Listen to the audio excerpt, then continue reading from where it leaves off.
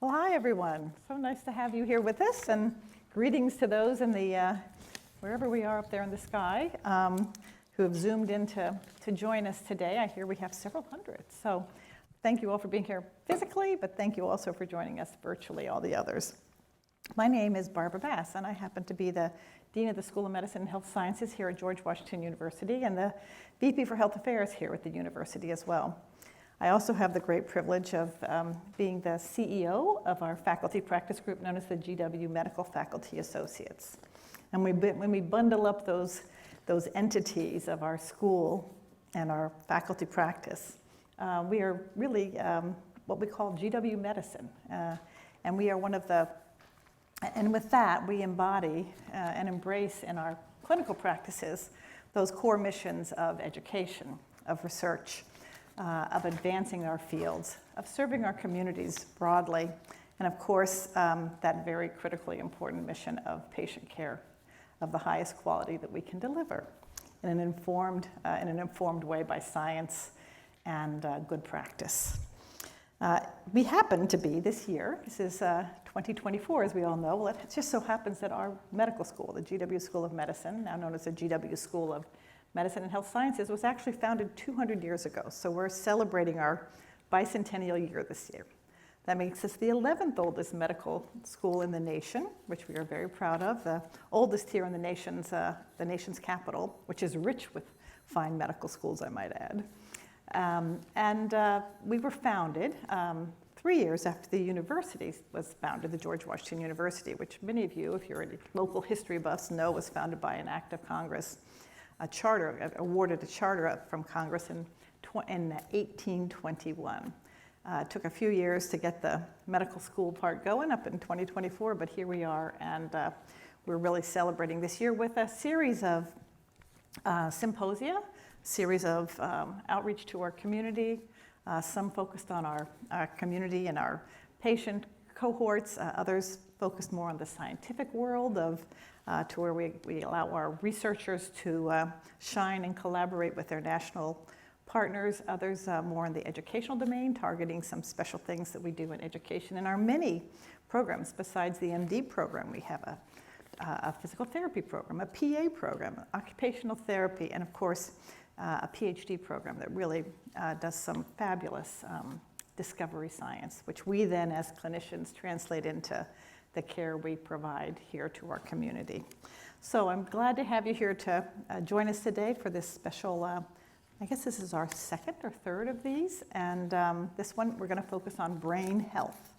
And we do want to focus on health, not so much disease, but more on health and the things that we can do to keep our brains healthy, particularly as we age. I know my brain's not quite what it was maybe 40 years ago or 50 years ago when I started in this business, but I'm doing the best I can, and I hope we all do the same. And we all do our best to try to keep our brains healthy. It's also an area we want to focus on today because it is one of those areas here at GW where we have really spectacular and deep expertise, both on the fundamental discovery science side and particularly on the clinical trial and advancing science side, as well as on our clinical enterprise. And you're going to hear today from 5 of our noted clinician scientists and practitioners in the area of neurology, behavioral health, geriatric health, and as you'll see as we go through this, the functioning of our brains really can't be separated from much else in our bodies, but really relies on that wellness that comes across all of our healthcare domains in our bodies. So we're going to talk to you today about our special areas in stroke, as well as our dementia clinic. We have a lot of things we're going to hear about today. But first I'm going to introduce our very distinguished speakers who are here with today. Just immediate here to my left is Dr. Mohammed Kubaisi. He's currently the interim chair of our Department of Neurology and Rehabilitation Medicine. He's also a professor of neurology and rehabilitation medicine and directs our epilepsy center here at GW. He is an internationally acclaimed investigator and clinical trialist in the field of epileptic disorders. So thank you for joining us, Dr. Kubaisi.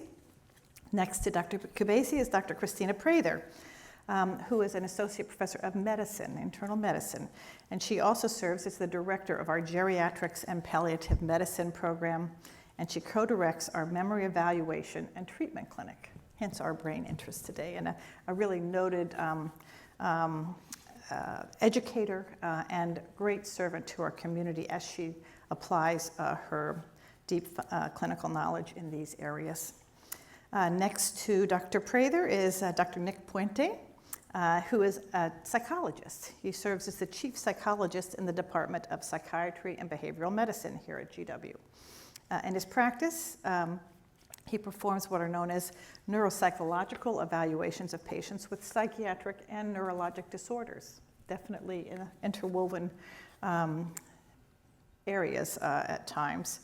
And he does this by performing cognitive, i.e. thinking assessments, behavioral assessments, and emotional functioning that can be helpful in diagnosing and treating patients to optimize their ability to function at their highest level. Sitting next to Dr. Puente is Dr. Stephanie Kelb, who serves as an assistant professor of psychiatry and behavioral medicine. Dr. Kelb has expertise in providing evidence-based psychotherapy and conducting comprehensive neuropsychological evaluations in patients who have a wide range of psychiatric and medical conditions. We are all woven together. We were just backstage talking about it's hard to pull out one organ from another. We are definitely organisms with so many inextricably interwoven parts. She has particular interest in working with individuals who have neurological illnesses, including dementia and neurodegenerative disease. Last sitting over there is my colleague, Dr. Henry Kaminsky, who is a professor of neurology and rehabilitation medicine. He is an internationally recognized clinician scientist and authority in the treatment of patients with myasthenia gravis. It's a chronic autoimmune disorder, a neuromuscular disorder, we say, characterized by varying degrees of weakness and skeletal, i.e. voluntary, muscles of the body. He is a remarkable clinician scientist whose laboratory has been funded for 30 years, over 30 years, continuously by the NIH, and actually as an internationally recognized scholar leads the NIH's program on rare clinical network trials on rare diseases, a really important component of healthcare that often don't get the attention they need. So thank you, Dr. Kaminsky, for being here to help us today and provide your insights on this.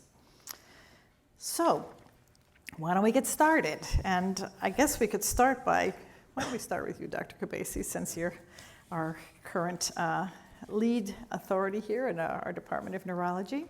And I think what people often wonder about when they say, well, my brain's healthy, my brain's not healthy. How do we describe the state of a healthy brain? And what are the common things that, once we get that understanding, that we can all do to try and optimize that healthy state? Thank you, Dean Baz. That's a great question. The brain is what makes it possible for us to understand language and speak and sense the environment through our senses and sense the internal environment, of the body. It's crucial for cognition and emotional processing. I will focus on a couple of specific things.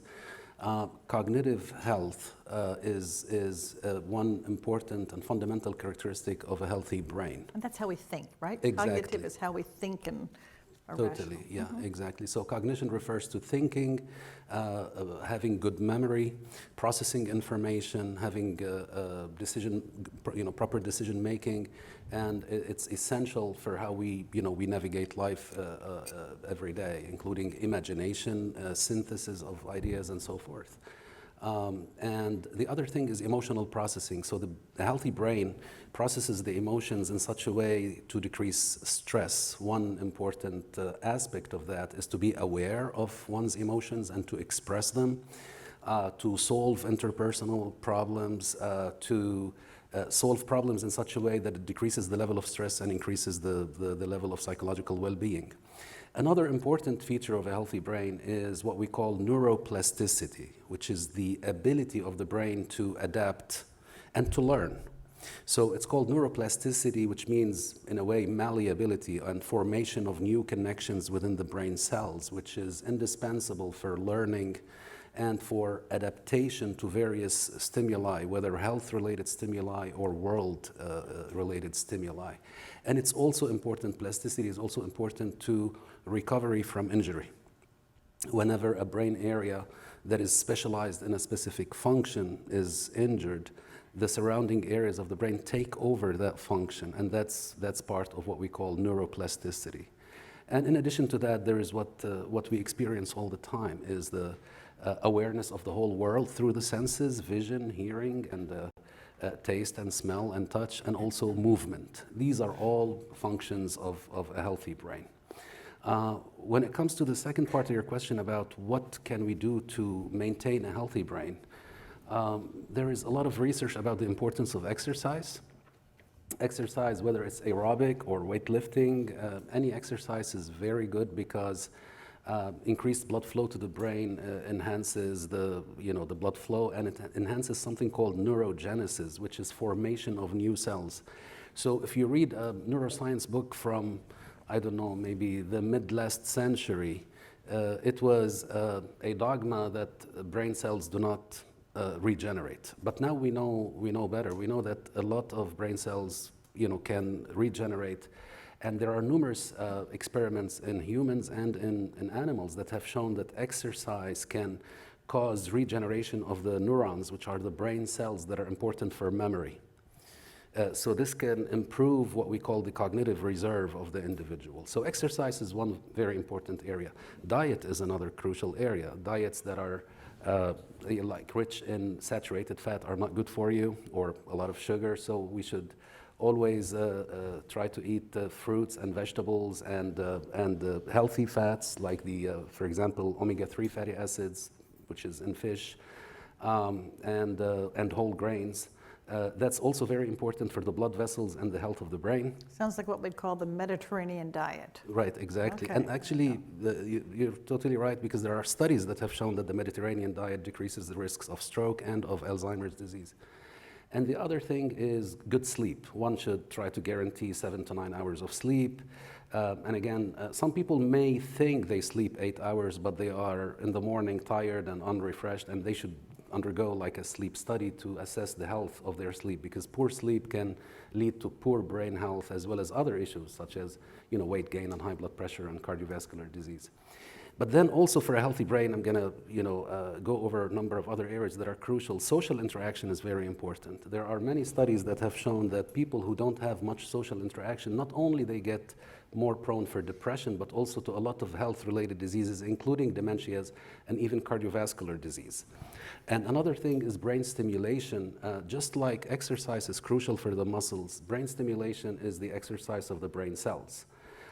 So if one embarks on lifelong learning of new languages, of reading books, of doing some digital exercises, for the brain, for the memory, and what have you, it's very helpful, because it again increases what we call the cognitive reserve, so that if there is some future insults, the brain will maintain its function.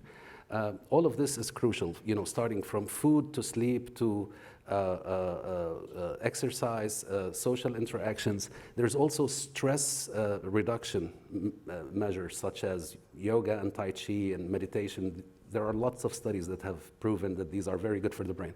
But very important, and I will close with this, it is to check with your physicians on a regular basis.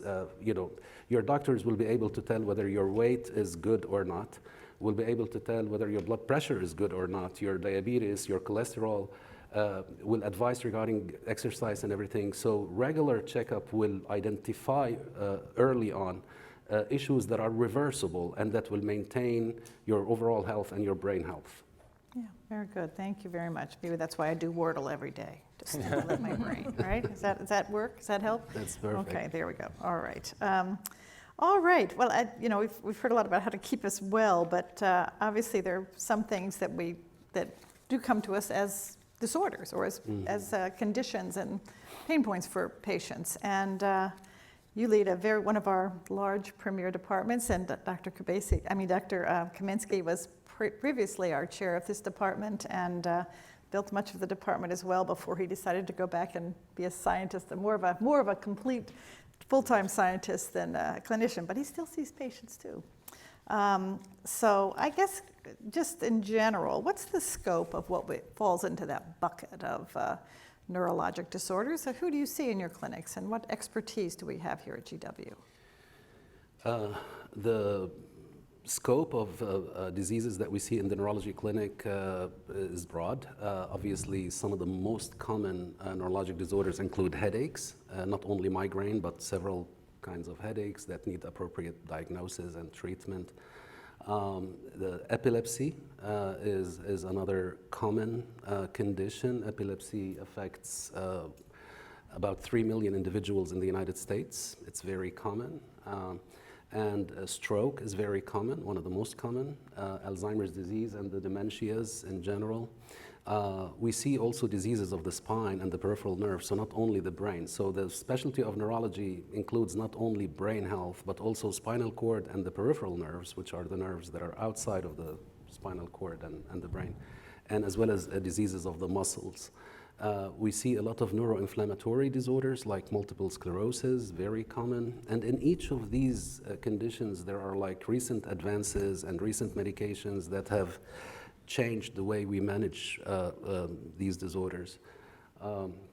There's also a whole specialty related to neurorehabilitation, which is after there is a brain insult such as a stroke, then the rehab specialist now they're using novel techniques, including digital techniques to help restore the function of individuals with stroke and with other neurologic disorders. This is very briefly the. Yeah. Dr. Kaminsky, do you want to comment on sort of this notion of neurological immune interaction and how that has changed our therapies, our diagnostics, our other neurologic disorders? Absolutely. So myasthenia gravis, the disease I study, is an autoimmune disease. So for some reason, there's a programming error in the immune system, and there's antibodies that form and start to attack the nerve-muscle communication point. It is a rare disease. Probably some of you, this is the first time you've heard about this. So why would the NIH spend a lot of money trying to understand this disease? Well, I think there's kind of two things, right? You take a deep dive on one condition, you tend to see insights into other conditions. Also, although there's only 200,000 patients in the country with myasthenia gravis, there's 17 million people with rare diseases. And so the kind of techniques you use to understand rare diseases are common. But getting back to Dean Bass's point, there's just an ever-increasing appreciation that the brain and the immune system almost are one organism, that they're using the same kind of transmitters. There's an interaction between our gut, which means what we eat, and the bacteria in our gut, and how the immune system reacts, and how that's transmitted into the brain. And then going to aging, which is common, fortunately, to most of us. And there are changes as we get older. There's more autoimmune diseases, and our laboratory here is discovering that there's particular mechanisms that affect older individuals that induce autoimmune system problems. And so we hope what we are discovering here can expand out to other conditions. And then that last piece of what Dr. Kabasi and actually Dean Bass also said about, what can we do to maintain a healthy brain? That's what we do in terms of when I hear a patient ask me, like, what can I do beyond the drugs that I give? Well, it's optimizing your diet. If you add too much salt to a population that have higher rates of autoimmune disease, you take immune cells, put them in a dish, add a little extra salt, they get activated.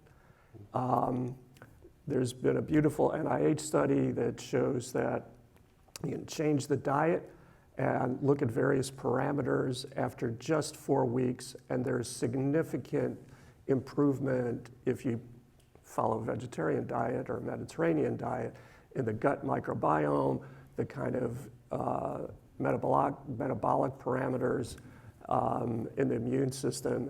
Also, so there's, as Dean Bass said, it's one organism. I can give a patient various medications, and there's new ones out that are absolutely wonderful, but without that additional piece, I'm really not going to help that patient. And I just want to give also a shout out to my colleagues about that neuroimmune interaction. I take care of an immune system disease, but each one of them have been profoundly impactful on affecting these patients' brains, behaviors, and outlooks to optimize their overall health. And so I think that also, again, just speaks to the immune interaction. You know, I can tell you that our patients get double vision, get profoundly weak, and end up in the intensive care unit.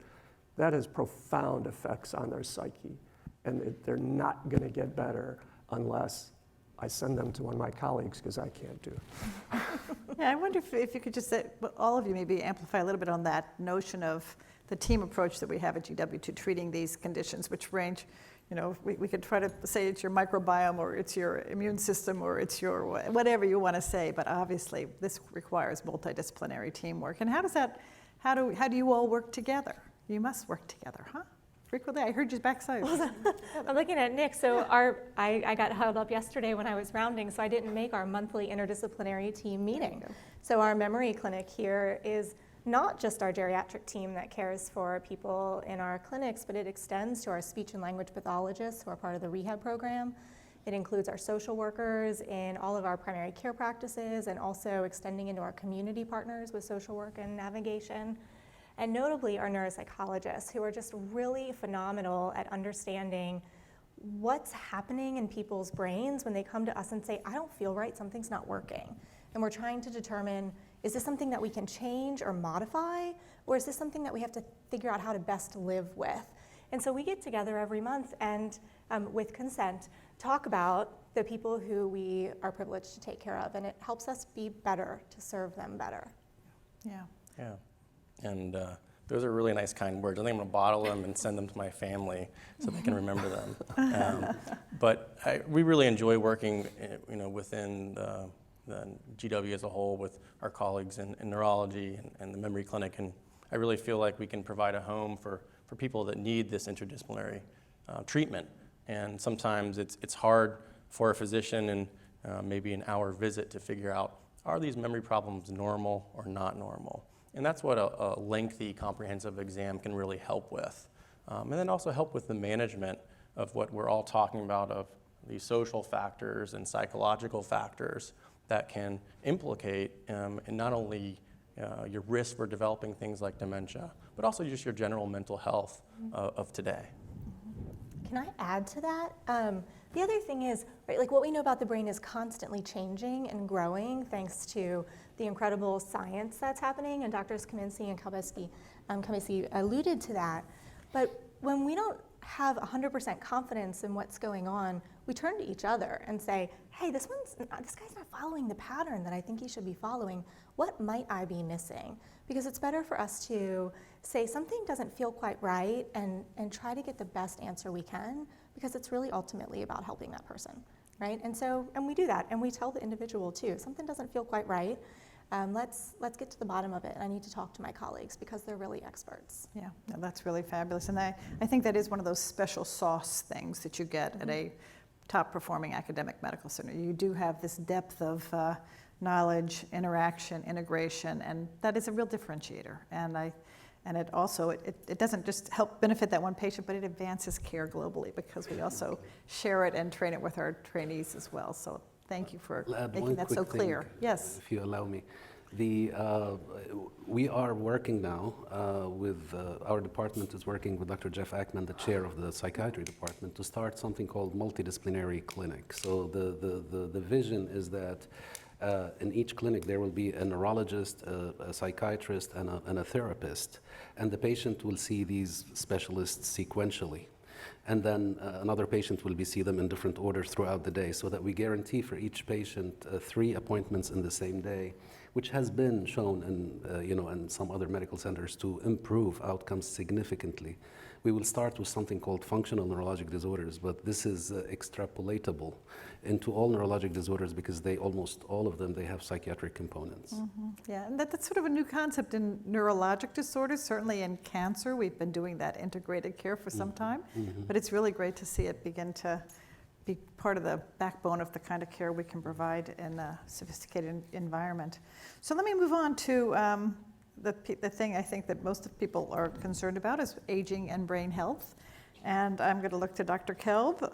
So what happens when we get older? What happens to our brains? And what is a healthy brain supposed to look? We know it's going to be a little different, but how?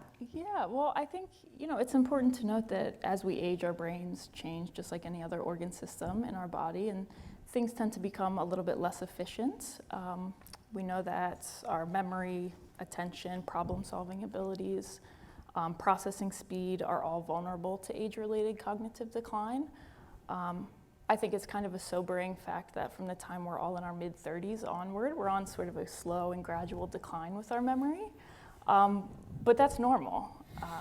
We know that things like difficulties finding words in conversation, difficulties recalling names, misplacing items are all the types of cognitive changes that we might expect as our brain ages. Aging brains are also, though, vulnerable to neurodegenerative diseases, Alzheimer's disease being the most common. And I think, it can be difficult at early stages to differentiate between what is normal age-related decline versus what's pathological. And I think we're really fortunate at GW to have some pretty sophisticated tools for helping folks to differentiate that. And also, I think modifiable factors, things like depression, anxiety, problems with sleep, untreated sleep apnea, are all things that we know can affect brain function as we age, and we're able to help folks get a better picture of. Yeah, very good. It's great to know there are interventions that are and evaluations that are useful. So, Dr. Puente, could you kind of expand on what we mean when we say a cognitive evaluation, and how does that fit into all this? Well, great question. I think you might be thinking about the test that former President Trump took, and that's one of them. That's called the MoCA, and that's probably the most commonly used screener method that maybe you'll see used by our neurology colleagues or Dr. Prather in clinic. So a shorter test that can screen out for major problems, but maybe not be the most sensitive. And so the longer, more in-depth testing is called neuropsychological testing. And to Dr. Kelb, when she was describing the different components, for better or worse, you'll be with us for a few hours of your day, and it includes tests of memory, tests of attention, tests of problem solving, as well as how are you seeing and how quickly are you moving. So we try to cover all aspects of your thinking. And one thing we can do very well with our test batteries is we can help the patients and their family understand what is normal and what's not normal. How many times am I walking to that room looking for that thing and I can't find the word? And some of these things are just frankly and unfortunately very normal. And we can help guide them in that process. But it is a several-hour process in terms of the exam. I guess I'm just hearing this, I'm wondering, what kind of feedback? How do you give feedback to your patients after these evaluations? How do you inform them and their caretakers or their family members or others? Well, hopefully it's a team approach, right? And so if they come through the memory clinic with our esteemed Dr. Prather, Dr. Al-Chalabi, feedback can start in multiple points. But with us, it's reviewing the test results at a very kind of 30,000-foot view. And if they want to get into the weeds, we can certainly do that. But helping them really diagnostically understand what is the condition that could be causing this, or is this just normal? And then regardless, what are things that they can do to treat this? So even if it's normal, it could be quite bothersome. And fortunately, as you've heard from all of our speakers, there's a lot of things within our own control without any formal prescription that we all can do. Really starting from midlife and onwards, even before that exercise and diet and social factors are very, very important. Yeah, very good. But I guess those that actually do have needs for intervention often come to you, Dr. Prather, or further support. So I'm just curious, how do Tell us a little bit about how you take care of patients that are, or how you manage or support someone who does have an aging brain that's not as healthy as we'd like it to be.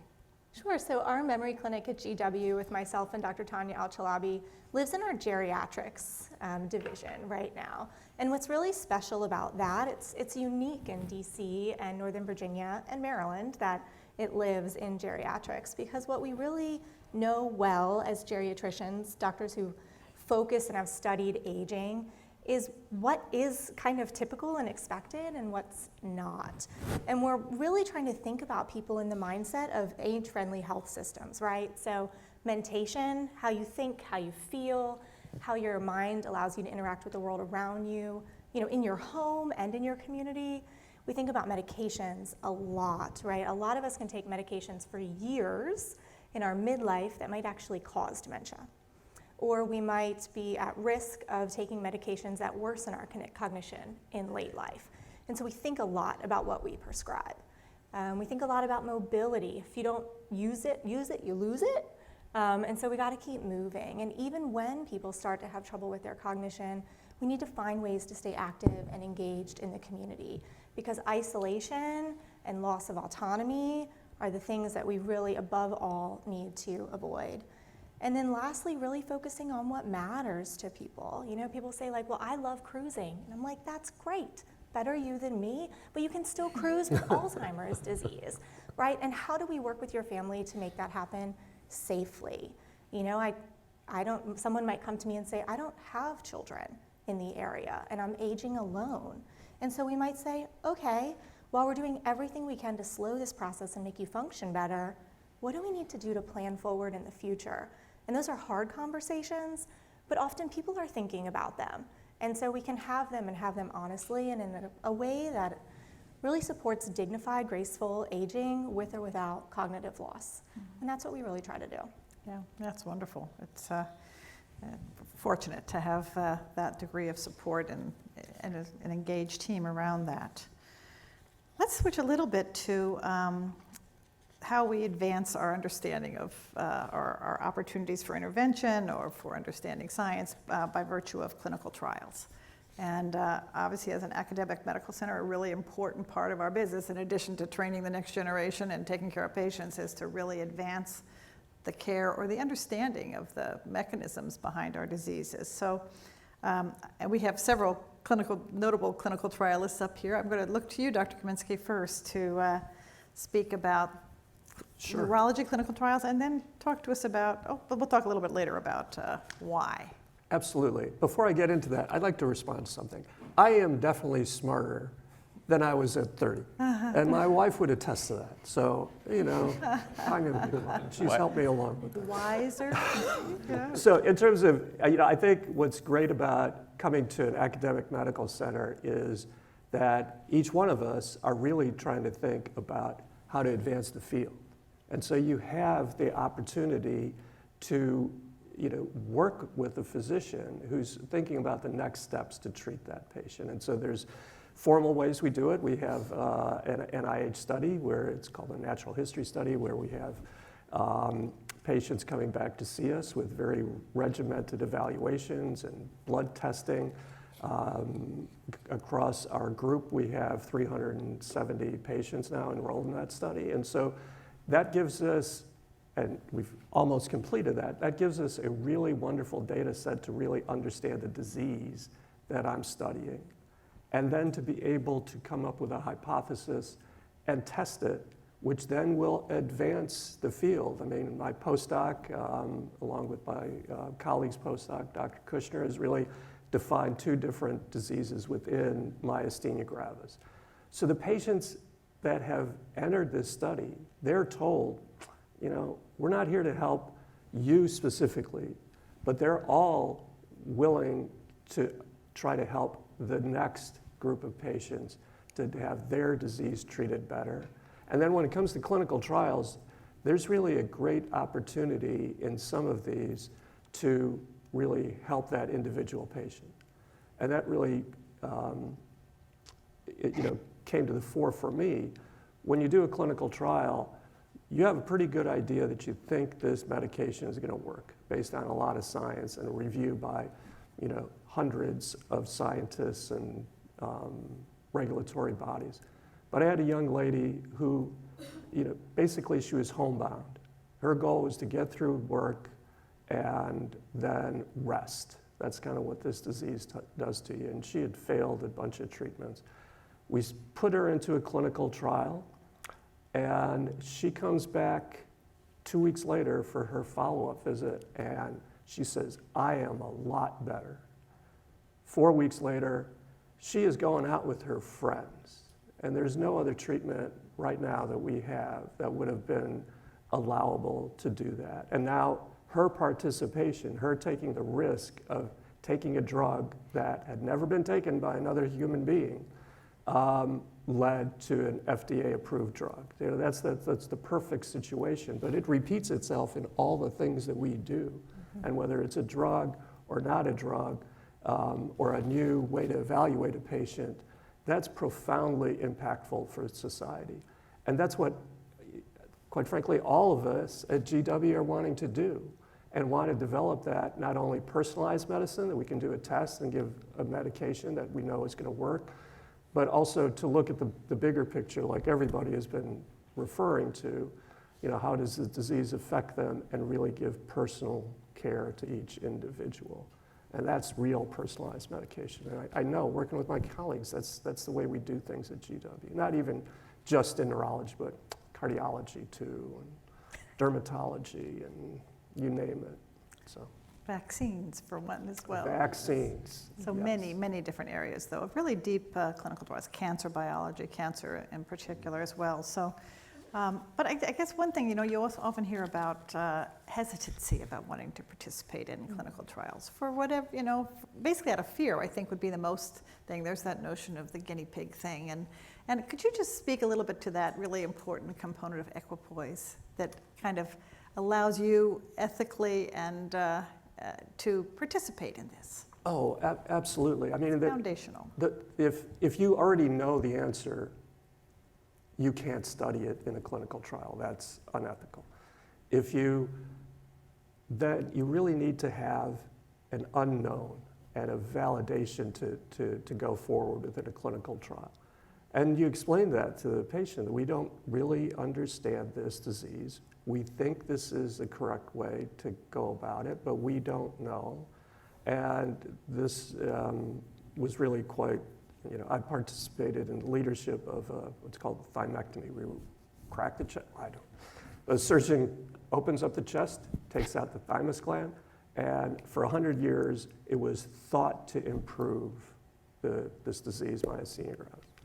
And we polled a group of scientists and physicians, and they said, half of them said, I don't know.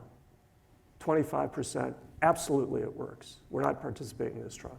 Another said, no way, it doesn't work. So that's perfect equipoise, and that's the perfect question to ask in a clinical trial. And then the patients were willing to be part of this, and we discovered that it works for 2/3, not all the patients, but now we're trying to understand which ones it works for and which ones it doesn't. And it's always shocking to me that so many patients want to participate. And the study I described is fairly easy. It gives some blood. There's only been one patient out of the 83 here at GW who said, no, I don't want to do it. And she had some pretty good reasons why. But many patients really want to be part of the way to develop new knowledge. They want to give back to us as physicians and healthcare providers something for the next generation. They're just, quite frankly, they're just showing appreciation, which is phenomenal to me. It really is. It's a very generous, service that our patients provide to us, and have really created such incredible. When I think about the way we used to treat cancer when I started this business 45 years ago, and how we do it now, it's all because of clinical trials. 100% of our real advances have been based on those patients that willingly participated in our clinical trials to make those well-informed decisions. It's really, really wonderful work and very gratifying. It doesn't always just apply to treating diseases, though. You have your program, Dr. Prather Guide. Could you tell us about that? Sure. So we're really excited at GW. We learned last week we were identified as one site for a new national Medicare novel pilot program for comprehensive dementia care. So taking decades of research, like Dr. Kaminsky's talking about, in what works with treating a particular disease or condition that's happened across the country. And now that data is being translated into changing health policy and payment structures for how to comprehensively take care of an individual and their family unit and caregivers for persons living with memory loss. And we often use that term in my field, persons living with memory loss, because it's not just the individual, right? It's everyone that touches them. And so we'll be starting to be a site. So Guide focuses on education of individuals, but also education, support, and respite for caregivers and care partners. And this is an 8-year pilot, and it's really going to transform how dementia care is delivered over the next decade. Is part of the goal of that to keep patients in their home unit in a safer, better informed? What are the outcomes you might expect from this? Yeah, you've seen individuals who have memory loss and the challenges of being in a hospital environment, right? And that actually really informed how my professional practice focused so much on outpatient care for people living with dementia, was trying to help people stay out of the hospital, stay in their homes, stay out of nursing homes and assisted living and memory care. And so the ideas of having built-in respite that's paid for by Medicare, which will only be accessible to patients who are enrolled in centers like ours that participate in Guide, that with planned, intentional respite and education and support, that will be able to age better in the community when there is memory loss present. Yeah, very. Let's hope, huh? And less costly alternative too, I presume. That is a big bucket of worms. Okay. It is, right, because we rely so much on our payer partners for individuals who have Medicaid or who rely on insurers to help provide in-home supports for individuals who aren't able to fund that independently. Yeah, very good. It is tough.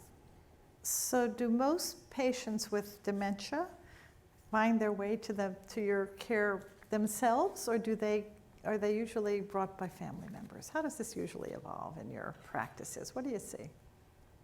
So for us, we see everybody. We see individuals who are in midlife who are worried. Maybe they've cared for an older member of their family and they want to know about prevention.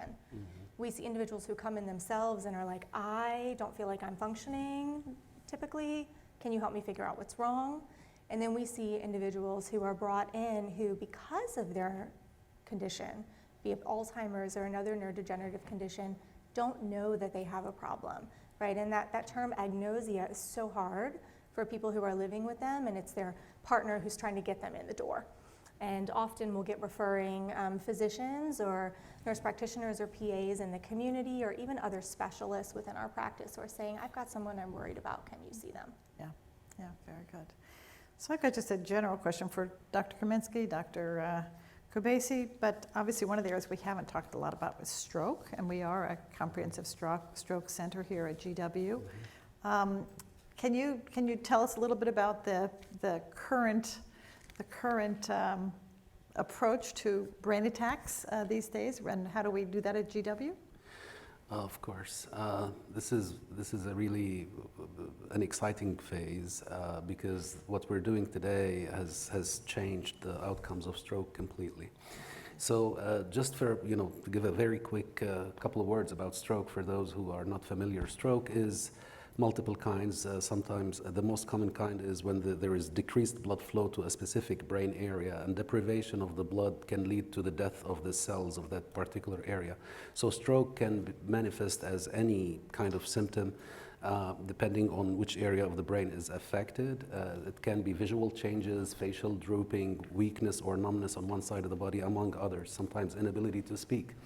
But strokes also can be bleeding in the brain, among others. What we're doing today is, if there is a clot in a blood vessel, or a blood vessel is narrowed and hardened, which is the risk factor for stroke, and it gets completely occluded, threatening a region of the brain of complete brain cell death. We can do mechanical thrombectomy. That means if the patient comes to the emergency room within a specific duration of the symptom onset, then the specialist at our center will be able to introduce a catheter through the blood vessels and go to that particular clot that has closed the blood vessel and remove it. And if you look at the MRI, when the patient arrives and the MRI the following day, it's extremely, beautiful, the change, because you will notice that there is a big area of the brain that was initially deprived, and now all the blood flow was restored, and So we can do also injection of certain blood thinners through the catheter.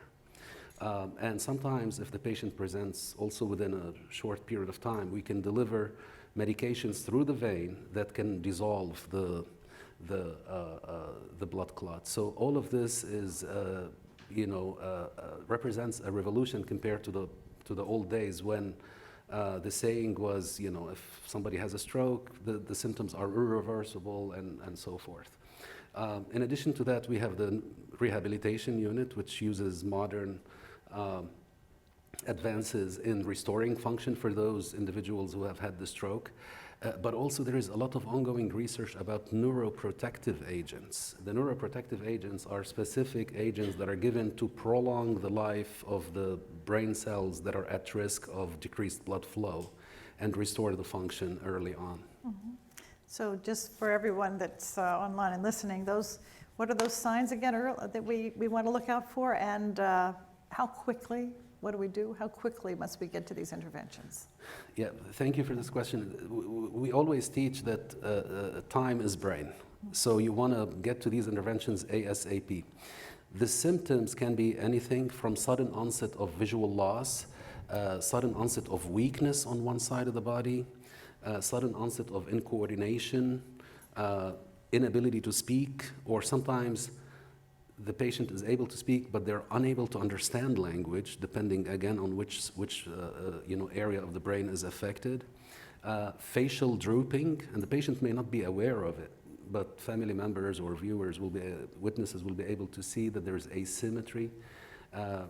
So basically, any sudden onset, one fundamental feature of stroke is the acuteness of it, is how sudden the symptoms occur, because as soon as the blood clot stops the blood flow to a specific brain area, the symptoms emerge immediately. So within any such, when any such symptom occurs, immediate 911 and EMS should probably bring the patient to the closest emergency room where stroke care is delivered in order, with the hope of reversing those things. Another area that has also improved outcomes in the country is telestroke. So there are a lot of centers, they have a physician who connects from remotely to give advice about what to do in a specific stroke regions. And Dr. Kaminsky and I have been trying to work with different areas within Washington to provide that service to hospitals that don't have comprehensive stroke care. Yeah, very important, yeah. Very good. Well, I think, I bet you we have some questions from the audience, and I'm sure we have a very knowledgeable group here to answer them. Do we have anyone who'd like to ask a question about a neural, here we go, right here in this gentleman right here. And then right behind you, there's another gentleman I think I can see. Thank you for a very interesting presentation. I am aware of the benefits of exercise, sleep, diet. There are a lot of pills on the market, some of them widely advertised, Prevagen and Nariva. CVS has two, a brain support and memory health, which if you look at the box, it's the same pill being marketed under two different names. I asked my pharmacist if he could recommend any of these, and the most substantive thing he could come up with is they seem to work for some people. Do you have anything more substantive you could say about these over-the-counter pills, or any that you would recommend? And Dr. Selinsky, is there anything FDA approved that is available over the counter for memory support? Well, I'm going to punt that to our memory experts over there. I think you're right that they might work for some people. At the end of the day, we want good, nutritious input, right? And if someone has deficits in their nutrition or what they're able to eat or what their body's even able to absorb because of another health condition or a medication that's been prescribed, those supplements might in fact make them feel better and think better. But at the end of the day, we don't have great evidence that it changes what's happening in the body. These things, systematically for clinical results? There's a lot of ongoing research into a lot of these different things. But I think you might be hard pressed to find someone to say that one of these over-the-counter agents is better than another. And there's certainly a lot when we look to our traditional medicine and different cultures, whether it's Chinese herbology or the Ayurvedic traditions, where there's long-standing tradition that different herbs and plants are helpful in medicine. And we know that from penicillin, we know that from, so many of our drugs come from the land. And so we are in a place where that's still, I think, being explored in the mind space. Even the FDA-approved medication for early memory loss, donepezil, of which there's many cousins and agents, that all derives from an original plant herb that came from the ground, which was huperzine. So we can always look and try to find data. What was the one you mentioned just now? Huperzine? Could you just spell that? Huperzine. Just to clarify, not endorsing, just to point and say, we have to be open-minded about where we get our medications Can from. you give me that spelling again? I'll find you, can I find you after? Okay. Okay. That's very good. Okay. I can add one point too. I think invest your money in your diet. And so that's a rule of thumb. And supplementation, there's really no evidence that supplementation goes beyond, once you're hitting normal levels, that there's a benefit to your memory. So, and the Prevagen studies are very weak on their memory outcomes. If there are concerns about memory, your clinician will do the blood work that is relevant. The blood work includes looking for vitamin B12 levels and other things, your thyroid function. If there's any deficit in any of these, then supplementation, like Dr. Prather said, will be important. Otherwise, most likely what people describe as benefit from unnecessary over-the-counter supplement is probably placebo. I am going to say, however, that as a surgeon, even though I don't treat hypertension and diabetes and things like that, we also want to make sure that your regular health maintenance to achieve goals relative to hypertension, renal function, diabetes, all those, no shortcuts. Yeah, I'm sorry to say. Next, yes.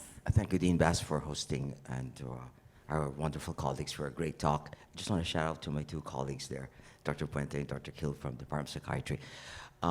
Question, given the complexity of brain health, how do individuals navigate the abundance of the advice out there, the information out there, in making that informed decision about maintaining their cognitive well-being? Well, hopefully they'll come to us and ask us these questions.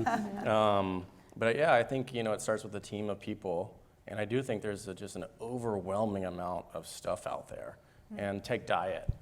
Maybe some of you are going to go home and Google diet memory. You're going to get a lot of hits, right?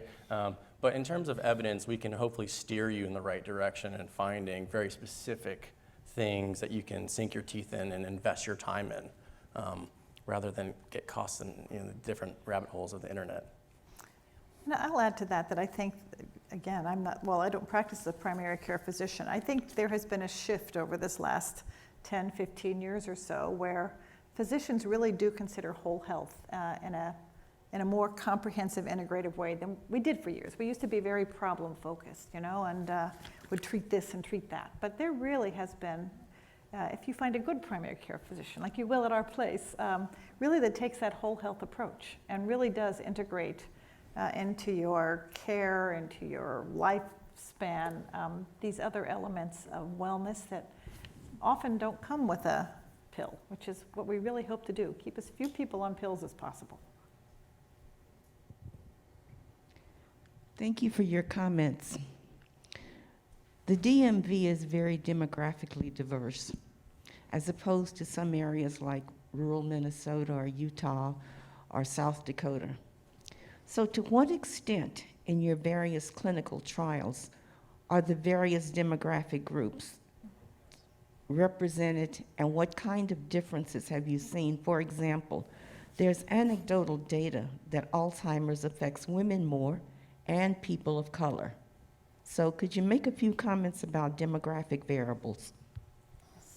So I can take that one. So you are 100% correct that we have to have conversations about race and gender and culture and our genetics and all the things that make us who we are when we talk about these conditions. And our group actually partnered with DC Health back in 2020 to do exactly what you just talked about, which was to look across the entire District of Columbia and say, who is living with dementia in our community? And what we found was staggering, right? So nationally, Alzheimer's numbers, range 8, 9, 10%, depending on the population you look at. And here in our wards 2 and 3, lower. Wards 5, 7, 8, and 9, in some places up to 18, 19% incidence of dementia in persons of color. And so what we have to do is take that data and reach out to our communities and work closely on education, prevention, reducing stigma, changing what the individuals who work in our field look like, right? So that we can have race and culturally concordant care. Maybe someone wants a dementia provider who doesn't look like me. Maybe they want a dementia provider who looks like them. And so our research institute, the Brain Health Research Institute, is actually launching this summer an inaugural Brain Health Month with DC Health, focused entirely on community education and screening to bring this knowledge to people who are living with it, to help break down that stigma and barrier about asking for help. Because patients are the best when it comes to empowering their own health. If I could just add to that as well, when we did the vaccine trials back in the early days of the pandemic, Dr. David Diemert led our trials here. And as it turned out, our site at GW was the most diverse, had the largest number of underrepresented minorities in medicine participate in our trials. We were very proud of that. Over 50% of our participants were people of color, which was unusual, I will say, for the vaccine trials. We really are intentional about that.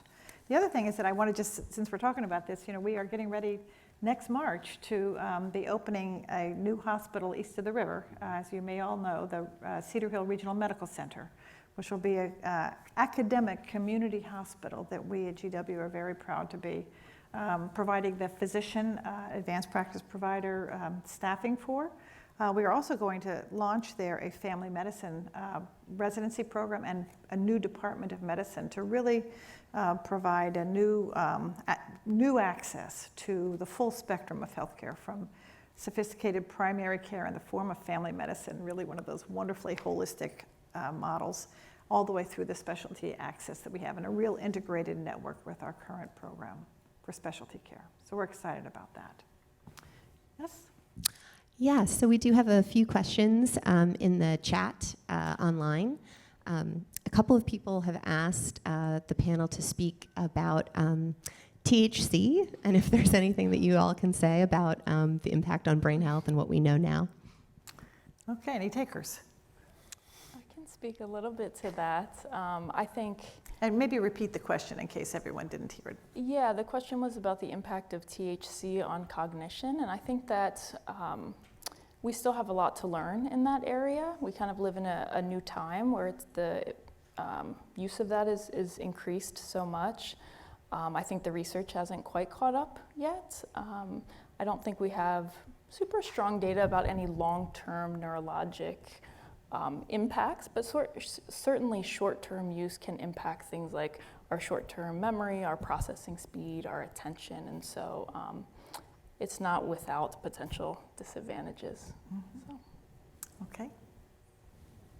One more? I think we're almost out of time. Do we have one more? Yes, we do.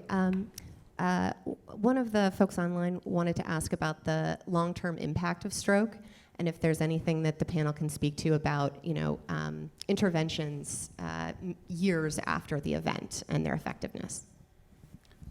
Yeah, I can take that. So if stroke occurs at an relatively early age, the chances of recovery become a lot better, simply because of what I mentioned about neuroplasticity, which is maximum during childhood, and then it gets less and less as we age, but it doesn't stop. So any brain at any age is capable of learning new things, but sometimes not capable of complete healing from injury.